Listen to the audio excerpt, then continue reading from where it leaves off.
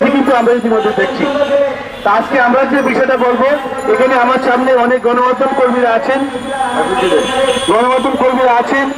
অনেক ভাই বোনেরা আছেন। আপনাদের কাছে একটি প্রশ্ন রাখবো, আপনারা দেখেছেন ইতিমধ্যে কক্সবাজারের মতো একটি জায়গায় একজন গণমাধ্যম কর্মীকে তুলে এনে মামলা চালাই তুলে এনে থানায় রেখে অন্যায়ভাবে তার প্রতি যে অবিচার করেছে, তার প্রতি যে অন্যায় করেছে, তার প্রতি যে জুলুম করেছে, এই জুলুমের প্রেক্ষিতে সে সাধারণ মামলা দিয়েছিল। জামিনের পরে এই চকরিয়া থানার ওসি জনাব মঞ্জুর কাদের ভূঁইয়ার বিরুদ্ধে সাংবাদিক মনসুর আলম মুন্ডা বিজ্ঞ আদালতে একটি মামলা করেছেন। শুধু সাংবাদিক মনসুর আলম মুন্ডা মামলা করেননি, আরেকজন যে 2013-14 সালে কক্সবাজার ঈদগাহ একটা পুলিশ তদন্ত কেন্দ্র ছিল, আপনারা জানেন, আলোচিত ঘটনা, সব জাতীয় পত্রিকায় এসেছে। 2013 এবং 14 সালে ঈদগাহ পুলিশ ফাঁড়িতে আইসি হিসাবে কর্মরত ছিল জনাব মঞ্জুর কাদের ভূঁইয়া। তিনি তখন আল্লামা দেলোয়ার হোসেন সাইদি সাহেবের গ্রেপ্তারের পর তার মামলা প্রত্যাহার এবং তার মুক্তির দাবিতে জামাতের কিছু কর্মীরা শান্তিপ্রিয় তারা কর্মসূচি পালন করেছিলেন। তারপর এই ইন্সপেক্টর মঞ্জুর কাদের ভূঁইয়া 2013 এবং 14 সালের দিকে এই জামাতের কর্মীকে কেন সে কর্মসূচি পালন করলো, মানববন্ধন করলো, তাকে পিটিয়ে পায়ে গুলি করে তাকে হত্যা করে।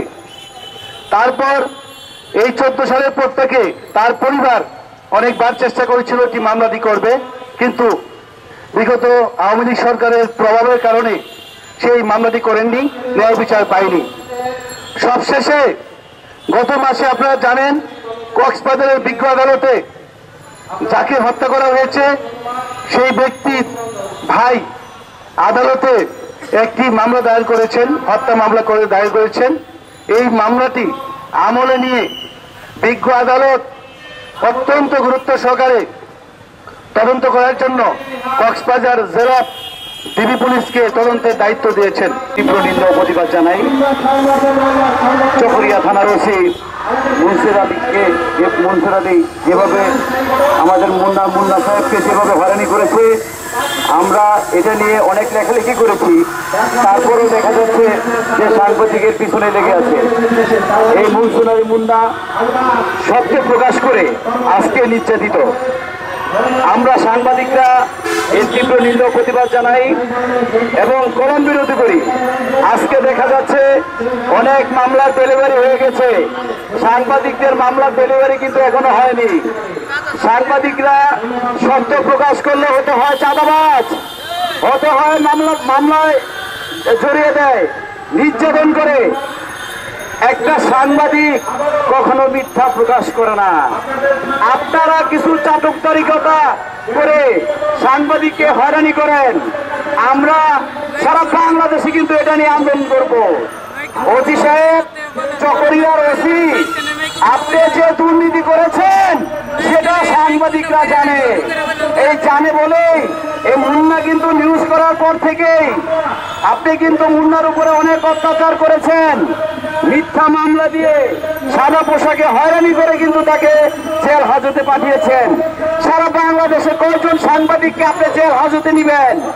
আমরা আলটিমেটাম টাইম দিচ্ছি, এই চকরিয়ার ওসিকে যদি 24 ঘন্টার ভিতরে এই চকরিয়া থানা থেকে বদলি না করে, প্রত্যাহার না করে, আমরা সারা বাংলাদেশে অনশন করবো। আর কত সাংবাদিকরা আপনারা নির্যাতন করবেন? সত্য প্রকাশ করলে হতে হয় চাঁদাবাজ। আর যখন আপনাদের একটু তেলবাজি নিউজ করতে চায় তখন আপনাদের কাছে সাংবাদিক অনেক ভালো। আজকে রেব অফিস থেকে কল করেছে, প্রায় 3টায় আমাদের প্রেস ব্রিফিং আছে, থানা থেকে ফোন করে প্রায় নিউজটা করে দিতে হবে। যখন সাংবাদিকরা বিপদে পড়ে তখন আপনারা কি ফোন করে একটা খবর নিয়ে দেখেন নাকি?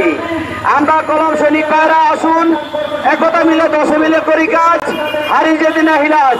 এই অপকর্মের বিরুদ্ধে আমরা গণমাধ্যম কর্মীরা একসাথে হয়ে হাতে হাত রেখে একসাথে আমরা এর প্রতিবাদ জানাবো।